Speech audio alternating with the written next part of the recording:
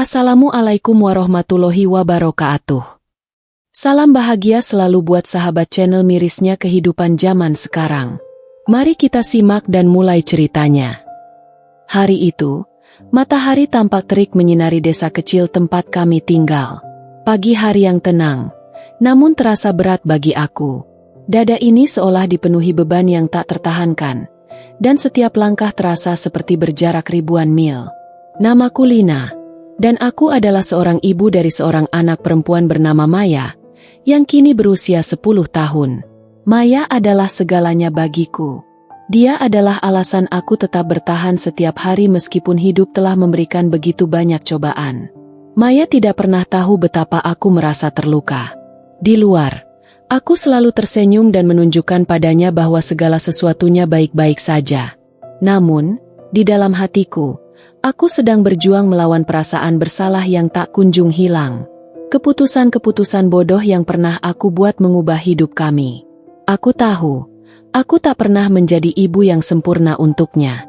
Aku seringkali terlalu sibuk dengan pekerjaanku, dengan impian-impian yang hanya membawa aku semakin jauh darinya. Maya adalah anak yang cerdas dan ceria. Meskipun hidup kami tidaklah mewah, ia selalu bisa membuat kami tertawa dengan caranya yang polos dan penuh semangat.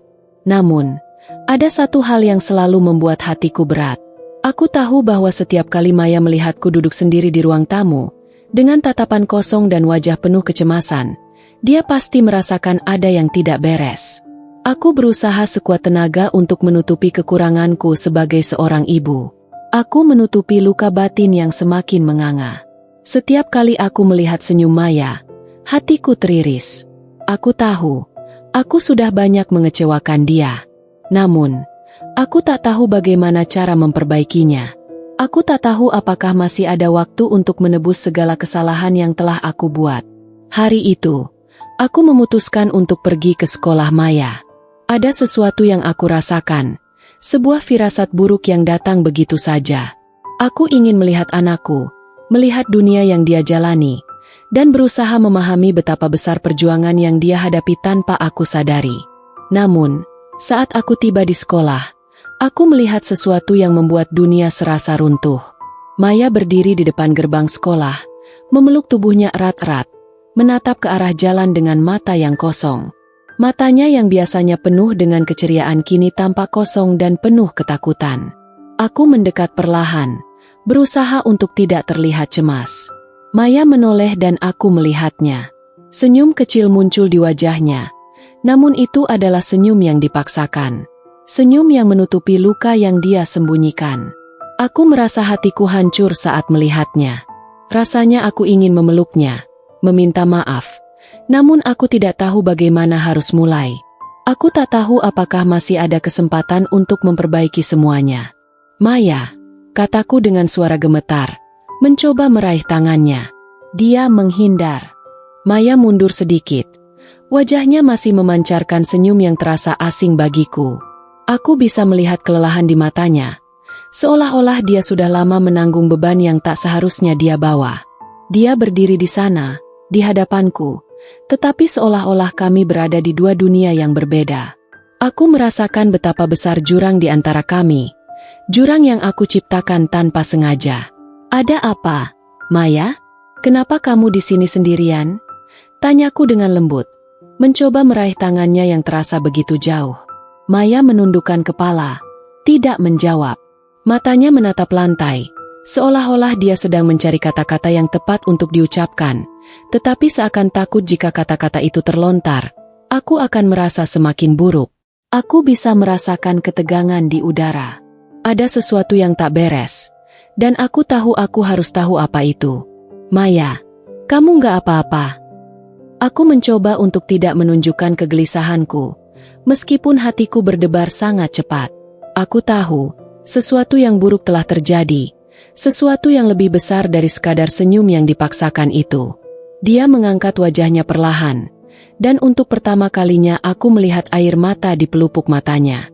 Maya adalah anak yang tangguh. Dia jarang menangis, bahkan ketika dia sakit atau terjatuh, dia selalu berusaha untuk tersenyum. Namun, kali ini berbeda.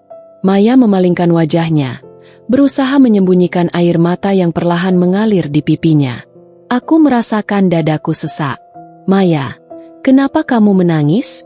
Ibu ada di sini. Nak, ceritakan apa yang terjadi. Pintaku, berusaha meraih tubuh kecilnya yang kini tampak begitu rapuh. Namun, Maya justru melangkah mundur, menjauh dari tanganku. Ibu nggak bisa bantu, kok, kata Maya pelan. Suaranya hampir tak terdengar. Ibu nggak bisa bikin semuanya jadi lebih baik. Kata-kata itu menghantamku seperti petir. Maya, anakku yang selama ini selalu bisa mengandalkan aku, kini merasa aku tak mampu melakukan apa-apa. Rasa bersalah itu semakin dalam, menekan aku semakin keras. Aku ingin menjawabnya, ingin meyakinkan Maya bahwa aku bisa memperbaiki segalanya, tetapi kata-kata itu terasa kosong. Apa yang bisa aku katakan untuk menenangkan hati anakku yang terluka ini? Maya. Aku memanggilnya dengan suara gemetar, namun dia sudah mulai berjalan menjauh. Langkah kecilnya terasa berat. Aku tahu, dia merasa kecewa padaku. Kecewa karena aku tidak pernah cukup ada untuknya. Aku berusaha mengikuti langkahnya, tetapi dia semakin cepat berlari, seperti takut aku akan menangkapnya. Aku melihat punggungnya yang semakin jauh, dan rasa sesak di dadaku semakin tak tertahankan. Aku merasa aku telah kehilangan dia, anakku, meskipun dia masih berdiri di depan mataku. Aduh, Maya, maafkan ibu. Maafkan aku tidak tahu harus bagaimana. Aku berbisik pada diri sendiri. Maya berhenti di depan pintu sekolah, berbalik sedikit dan menatapku dari jauh. Dengan sorot mata yang penuh dengan keraguan, dia hanya berkata pelan, "Ibu janji nggak akan pergi, kan?"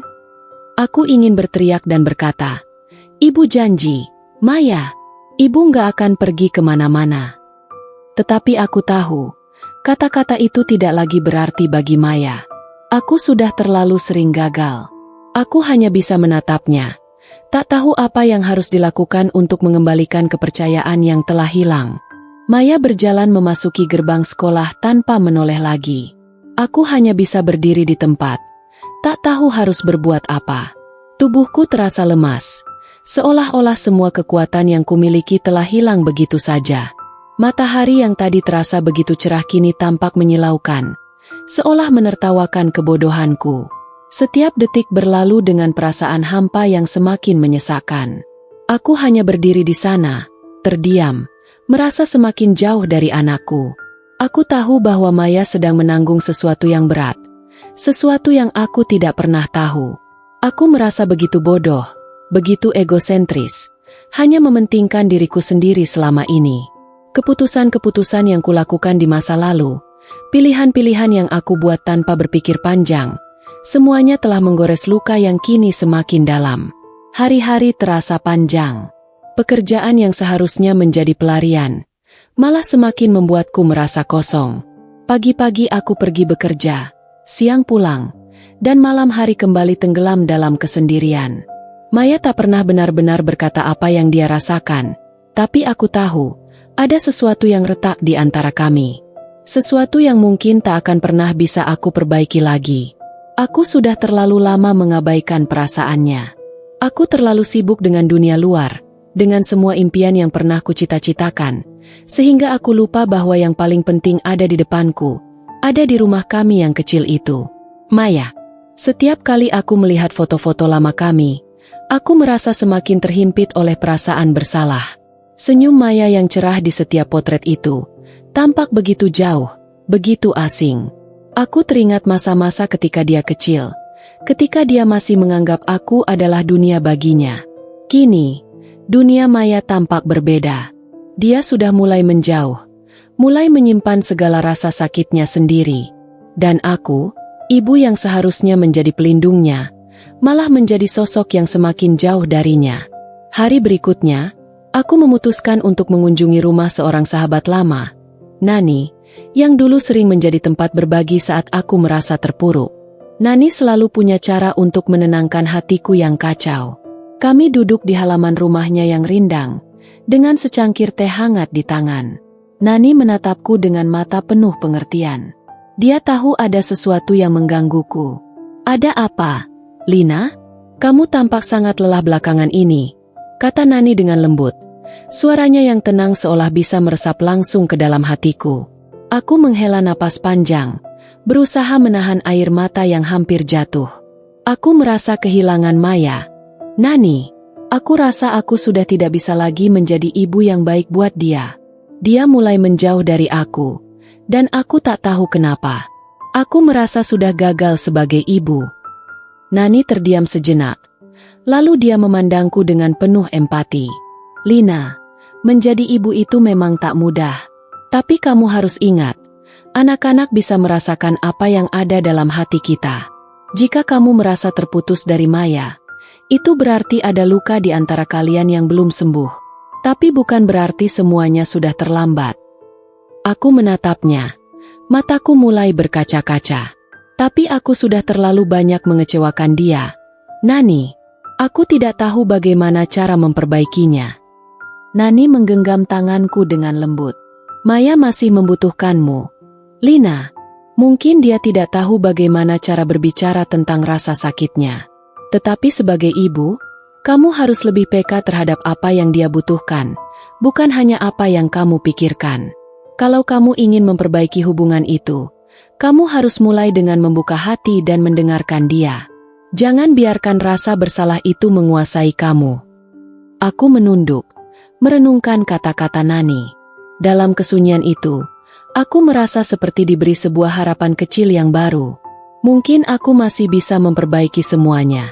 Mungkin masih ada jalan untuk mendekatkan diri lagi dengan Maya. Meskipun jalan itu terasa sangat berat. Aku berterima kasih pada Nani. Meskipun aku tahu, keputusan untuk berubah harus datang dari diriku sendiri. Sebelum pulang, Nani memberiku sebuah nasihat sederhana. Jangan terlalu keras pada dirimu sendiri. Lina, cinta seorang ibu itu tidak pernah sia-sia. Selama kamu masih berusaha, selalu ada kesempatan. Dengan langkah yang lebih pasti, aku pulang ke rumah. Maya pasti sudah pulang dari sekolah. Malam ini, aku akan berbicara dengannya. Aku tidak tahu apakah itu cukup, tapi aku harus mencoba. Malam itu, langit cerah dan bulan purnama menyinari jalanan desa dengan lembut. Aku duduk di ruang tamu, menunggu Maya pulang. Hatiku masih penuh dengan kecemasan dan keraguan, tetapi ada sesuatu yang lebih kuat dari rasa takut itu. Harapan. Harapan bahwa mungkin, hanya mungkin, aku bisa memperbaiki semua yang telah rusak di antara kami. Setiap detik terasa begitu panjang, seolah waktu bergerak lebih lambat. Aku berusaha menenangkan diri, mencoba meyakinkan diriku bahwa apapun yang terjadi nanti, aku harus siap untuk menghadapi kenyataan. Aku tidak bisa terus menghindar. Maya adalah hidupku, dan aku tidak bisa membiarkan rasa bersalah menghancurkan kami lebih jauh. Tiba-tiba, suara pintu depan terbuka. Maya masuk dengan langkah pelan, masih dengan ekspresi wajah yang sulit kubaca. Dia menatapku sekilas, lalu segera berjalan menuju kamar tidurnya tanpa berkata sepatah kata pun. Hatiku nyaris terhenti. Aku tahu dia kecewa padaku, tapi aku juga tahu ini adalah kesempatan terakhir bagiku untuk mencoba memperbaiki semuanya. Aku berdiri dan mengikuti langkahnya ke kamar. Dengan hati yang berdebar, aku mengetuk pintu kamar Maya sebelum membuka pintunya pelan-pelan. Maya duduk di tempat tidur, matanya tertunduk, seolah tidak ingin berbicara. Aku bisa merasakan kesunyian itu, begitu tebal, begitu penuh dengan ketidakpastian. Maya. Aku memulai, suaraku serak. Boleh ibu masuk? Maya tidak menjawab. Dia hanya mengangguk pelan, memberi izin. Aku duduk di ujung tempat tidurnya, menjaga jarak, tidak ingin membuatnya merasa tertekan. Maya, ibu tahu belakangan ini banyak hal yang berubah antara kita. Aku tahu kamu merasa ada sesuatu yang hilang. Aku merasa itu juga, Nak. Maya tetap diam, tetapi aku bisa merasakan tubuhnya yang tegang. Aku tahu aku tidak sempurna. Maya, aku seringkali terlalu sibuk dengan hidupku, dengan pekerjaan, dengan semua yang ada di luar sana. Aku terlalu lupa untuk melihatmu, untuk mendengarkanmu. Aku minta maaf. Maya, aku benar-benar minta maaf. Aku meraih tangannya yang terlipat di depan tubuhnya, menggenggamnya dengan lembut. Aku tidak akan bisa mengubah apa yang sudah terjadi. Tapi aku janji, aku akan berusaha menjadi ibu yang lebih baik. Ibu akan lebih ada untukmu, lebih mendengarkanmu. Aku tidak akan meninggalkanmu, Maya. Tidak pernah. Air mata mulai mengalir di pipiku.